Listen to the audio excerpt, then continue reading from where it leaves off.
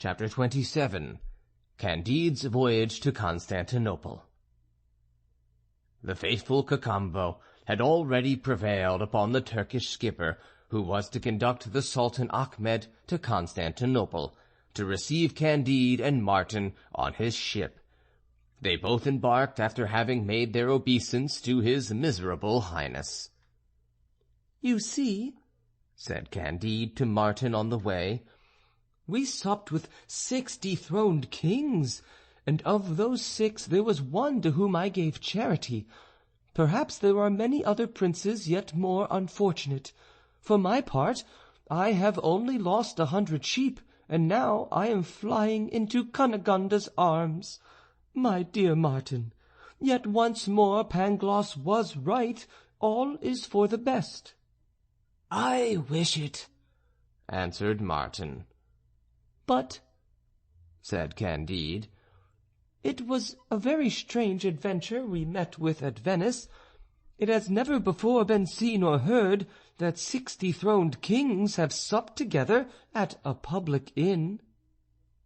"It is not more extraordinary," said Martin, "than most of the things that have happened to us. It is a very common thing for kings to be dethroned, and as for the honour we have had of supping in their company, it is a trifle not worth our attention." No sooner had Candide got on board the vessel than he flew to his old valet and friend Cacambo and tenderly embraced him. "Well," said he, "what news of Cunegonde? Is she still a prodigy of beauty? Does she love me still? How is she? Thou hast doubtless brought her a palace at Constantinople." "My dear master," answered Cacambo, "Cunegonde washes dishes on the banks of the Propontis, in the service of a prince who has very few dishes to wash.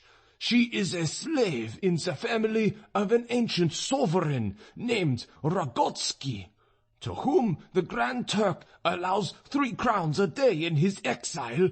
But what is worse still is that she has lost her beauty and has become horribly ugly." "Well, handsome or ugly," replied Candide, "I am a man of honour, and it is my duty to love her still. But how came she to be reduced to so abject a state with the 5 or 6 millions that you took to her?"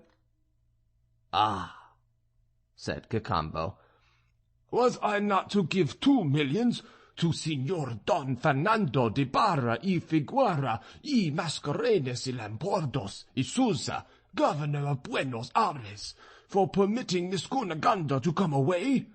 And did not a corsair bravely rob us of all the rest? Did not this corsair carry us to Cape Matapan, to Milo, to Nicaria, to Samos, to Petra, to the Dardanelles, to Marmora, to Scutari? Cunegonde and the old woman serve the prince I now mention to you, and I am the slave to the dethroned sultan." "What a series of shocking calamities!" cried Candide. "But after all I have some diamonds left, and I may easily pay Cunegonde's ransom. Yet it is a pity that she is grown so ugly."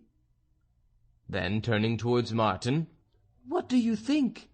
said he. "Is most to be pitied the Sultan Achmet, the Emperor Ivan, King Charles Edward, or I?" "How should I know?" answered Martin. "I must see into your hearts to be able to tell." "Ah," said Candide, "if Pangloss were here, he could tell." "I know not," said Martin, "in what sort of scales your Pangloss would weigh the misfortunes of mankind and set a just estimate on their sorrows.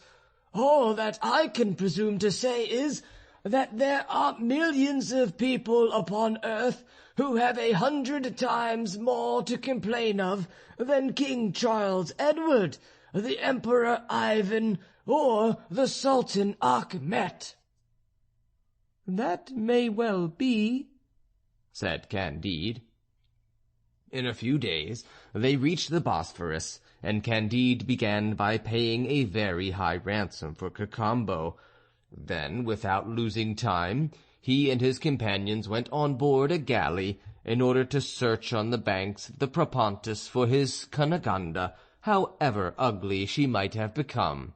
Among the crew there were 2 slaves who rowed very badly, and to whose bare shoulders the Levantine captain would now and then apply blows from a bull's pizzle. Candide, from a natural impulse, looked at these 2 slaves more attentively than at the other oarsmen, and approached them with pity. Their features, though greatly disfigured, had a slight resemblance to those of Pangloss and the unhappy Jesuit, and Westphalian baron, brother to Miss Cunegonde. This moved and saddened him. He looked at them still more attentively. "Indeed," said he to Cacambo, "if I had not seen Master Pangloss hanged, and if I had not had the misfortune to kill the baron, I should think it was they that were rowing." At the names of the baron and of Pangloss, the 2 galley slaves uttered a loud cry, held fast by the seat, and let drop their oars. The captain ran up to them, and redoubled his blows with the bull's pizzle. "Stop, stop, sir!" cried Candide. "I will give you what money you please." "What? It is Candide?" said one of the slaves. "What? It is Candide?" said the other. "Do I dream?" cried Candide. "Am I awake, or am I on board a galley? Is this the baron whom I killed? Is this Master Pangloss whom I saw hanged?" "It is we." "It is we," answered they. "Well, is this the great philosopher?" said Martin. "Ah, captain," said Candide, "what ransom will you take for Monsieur de Thunder-ten-Tronckh, one of the first barons of the empire, and for Monsieur Pangloss, the profoundest metaphysician in Germany?" "Dog of a Christian," answered the Levantine captain, "since these 2 dogs of Christian slaves are barons and metaphysicians, which I doubt are not high dignities in their country, you shall give me 50,000 sequins." "You shall have them, sir. Carry me back at once to Constantinople, and you shall receive the money directly. But no, carry me first to Miss Cunegonde."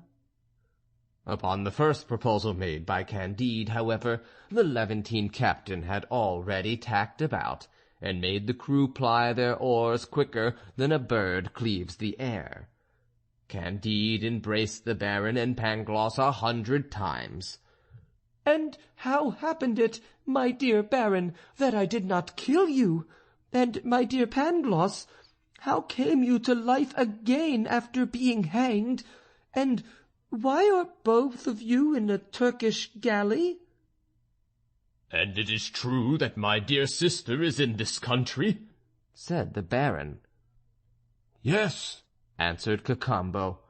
"Then I behold once more my dear Candide," cried Pangloss. Candide presented Martin and Cacambo to them. They embraced each other, and all spoke at once.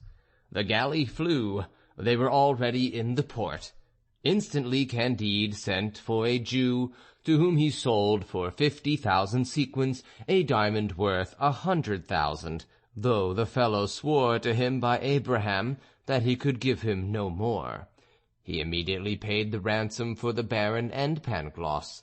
The latter threw himself at the feet of his deliverer and bathed them with his tears.